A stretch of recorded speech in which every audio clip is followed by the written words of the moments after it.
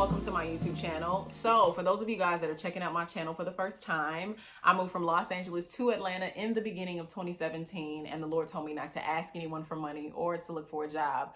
So I've been going from month to month sharing the many miraculous ways that God has shown up for me and provided for me and all that good stuff. But if you want to get all caught up, feel free to go back and check out my previous videos. But for today, we're going to be picking up from where we left off, and I'm going to share with you what happened from month 6 to month 9. So from July to October of 2017. So here we go. Okay, so as I mentioned in my previous video, I talk about how I was hired as a waitress, and it was a job that landed in my lap. It was where God had wanted me for the time being. For me, I was like, Lord, this doesn't look anything remotely close to what I believe you called me to do, but I know that this is where you called me, because prior to this opportunity presenting itself, the Lord kept bringing waitressing to my attention. So I know that when it came, I was like, okay, this is obviously the Lord.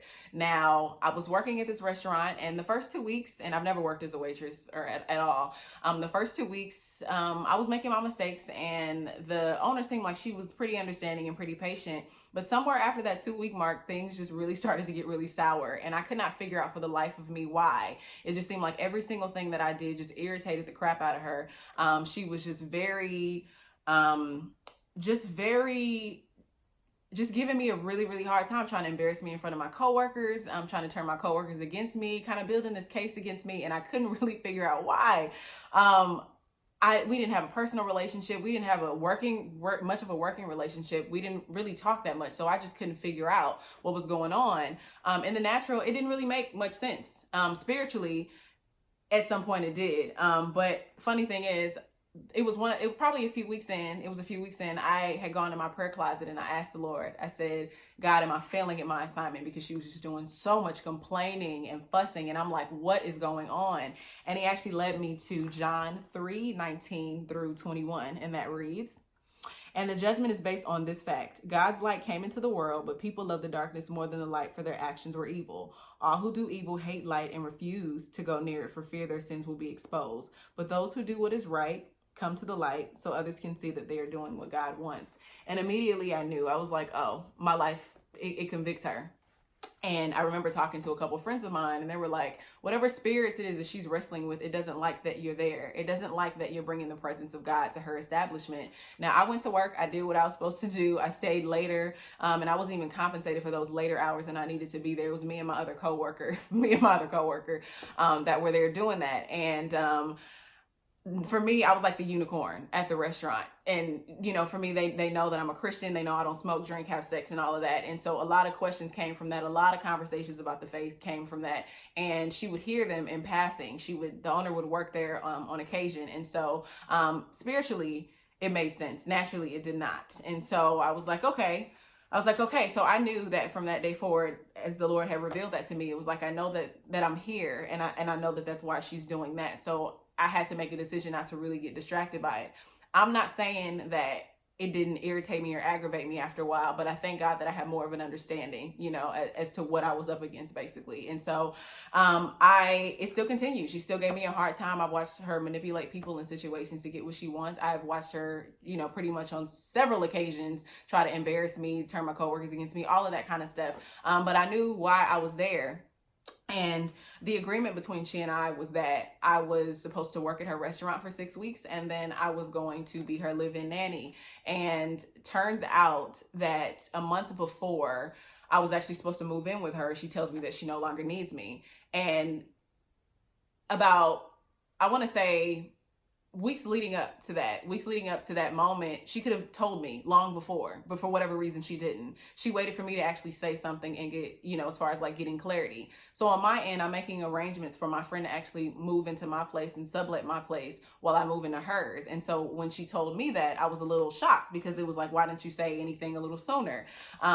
And I remember having this blank stare on my face, like, what? And she looked at me and she was like, oh, is it because your friend is supposed to sublet your place? I was like, yeah. She said, well, I guess I'll let my kids decide what works best for them.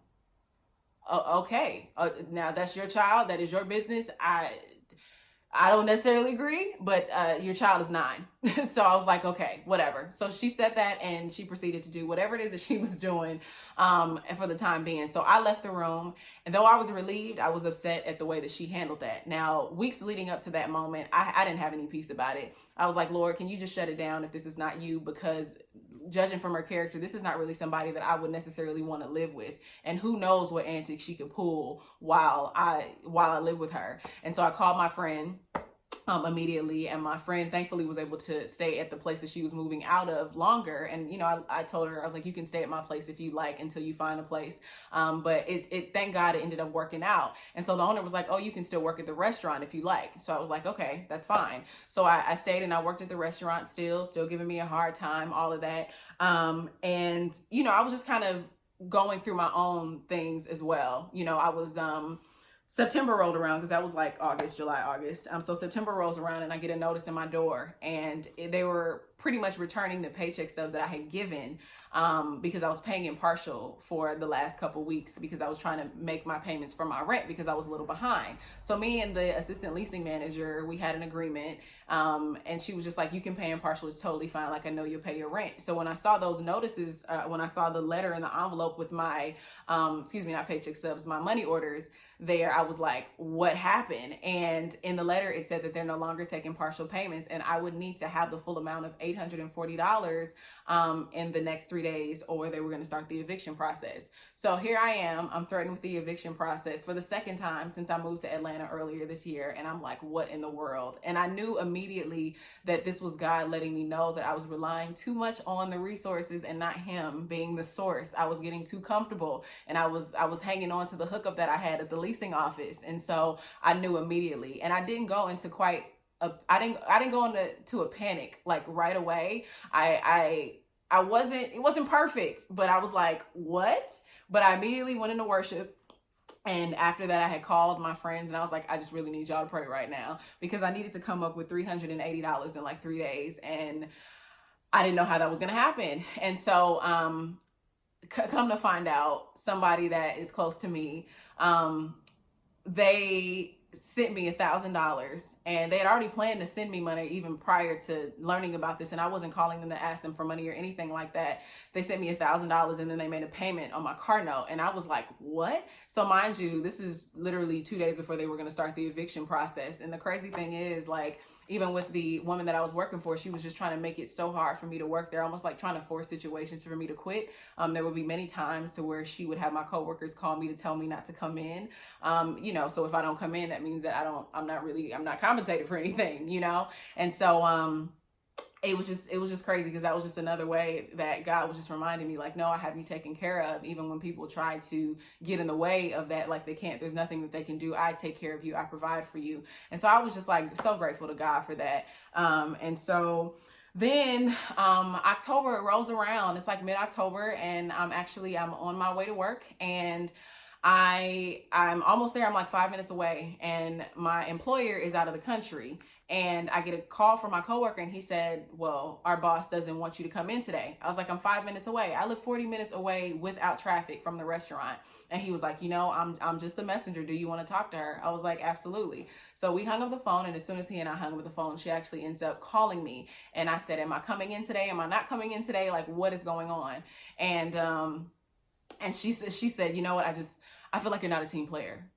And I was like, what? Now, mind you, me and my other coworker would stay later, and we would work later. It just seemed like everybody else was more invested in this business than this woman was. And I was like, what do you mean I'm not a team player? And I even asked her, I think, for an example, and she couldn't even give me one. And so I was like, okay, this is a joke. And so she's on the phone lying on me to me. And so I'm like, this is a joke. So after a while, I start laughing. And I could kind of gauge where the conversation was going. And so she was out of town, and I was actually planning to go out of town the following day. So before we get off the phone, she says, I hope you enjoy your vacation, and I'm sure you'll figure it out when you get back. I said, you enjoy your vacation as well. And she hung up the phone. So in other words, that means have a nice life, you're fired. And so I was like, I was shocked, but not really shocked. And I was like, did this really just, what? Now here's the gotcha. A week prior to that day, I had a dream I got fired. So I know that was God's way of letting me know, you served your purpose here. Time is up. This is a door that I'm closing. So I'm back to being unemployed.